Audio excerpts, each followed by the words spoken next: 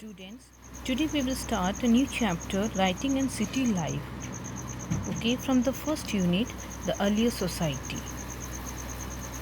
So when we talk about writing, okay, it's a script. We means that spoken sound are represented in visible signs, writing that reflected the mode of speaking.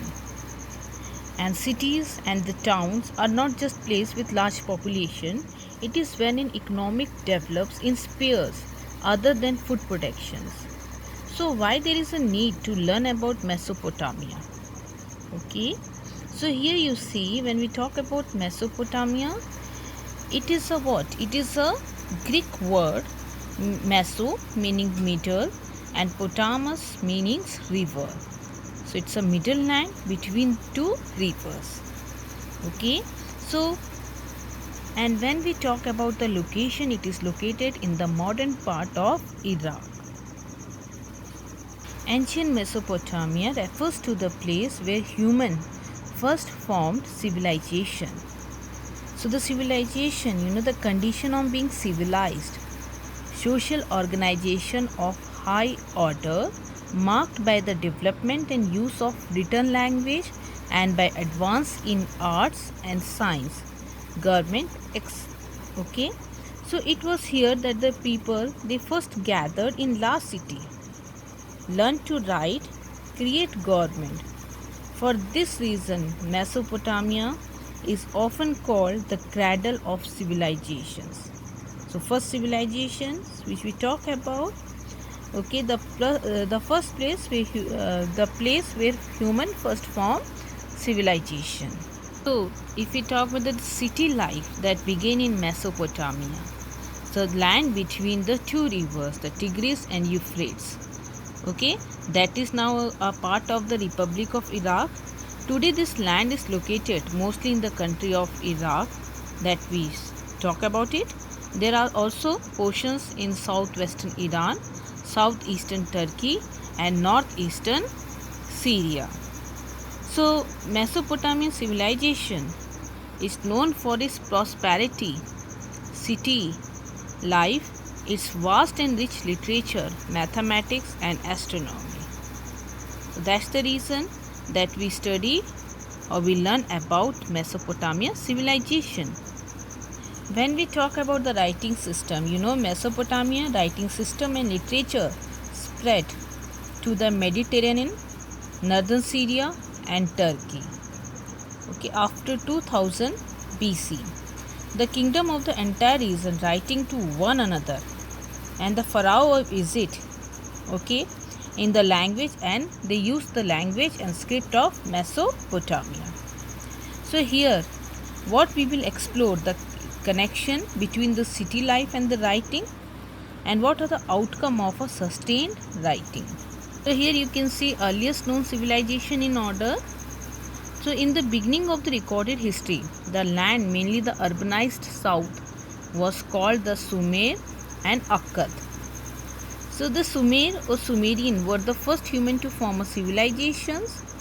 They were organized in city-states where each city had its own independent rule by a king that controlled the city.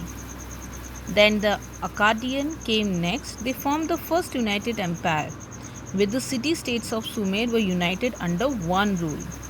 Then after 2000 BCE, when Babylonian, okay, this became the most powerful city. Okay, the term Babylonia, if you talk the Babylonia, was termed after the southern region. So you can see from about 1100 BCE, when the Assyrian, okay, they established the kingdom in the north region, became to be known as Assyria. Later you can see the Persian, okay, they put an end to the rule of Assyrian and Babylonian. They conquered most of the Middle East including Mesopotamia. So here comes the language. The first known language was the Sumerian. It was gradually replaced by Akkadian.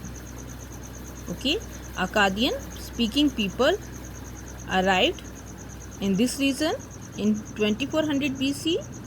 This language flourished till the time about Alexander. Okay, It flourished till about Alexander time, okay, with some regional changes that occurred. So here you can see 1400 BC, Aramaic language was also trickled in. So the language that is similar to Hebrew, it became widely spoken after 1000 BC. So it is still spoken in some part of Iraq. So when we talk about this archaeological excavations in Mesopotamia, it began in the year 1840 at one or two sites, including the Uruk and Mari. Excavation continued for a decade. So if we talk about the sources, okay, we study hundreds of Mesopotamian buildings, statues, ornament, grave tools, and seals as source. So there are thousands of written documents also.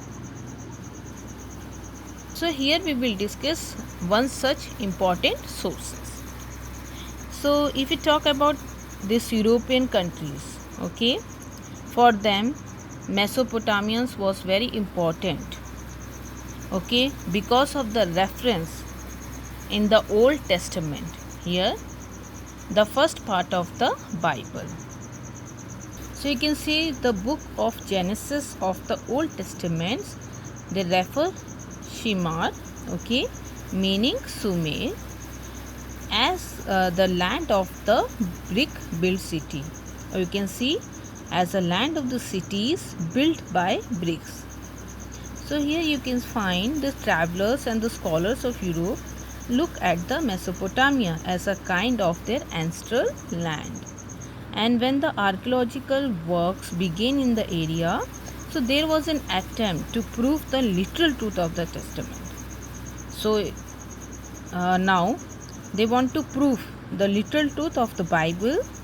So in 1873, a British newspaper, it funded an expedition of the British Museum to search for a tablet. Okay, so whatever writing was is on the tablet, which is made up of clay. Okay, so narrating the story of the floods in the Bible. So here you can see that according to the Bible, the flood was meant to destroy all lives on earth. Okay. However, God chose a man called Noah to ensure the life that could be continued after the flood. So Noah built a huge boat. He took a pair of all species of animals and the birds and boarded them on the ship. So when the flood arrived, everything was destroyed except the boat. So there was strikingly similar story in the Mesopotamian tradition. And here the character name is not Noah, it is Geosudra, okay, or we call it Utna Pishtim, okay, Geosudra or Utna Pishtims. So by the 1960, it was understood that the story was not literally true, but may have been the way of expressing memories about important changes in the history. So gradually, archaeological techniques now become more sophisticated and defined. So now the archaeologists are focusing on different aspects, including the reconstructing the lives of the ordinary peoples. So when we talk about the literal truth of Bible narratives, the flood story faded away into the background. So much of what we discuss subsequently in this chapter is based on these archaeological studies.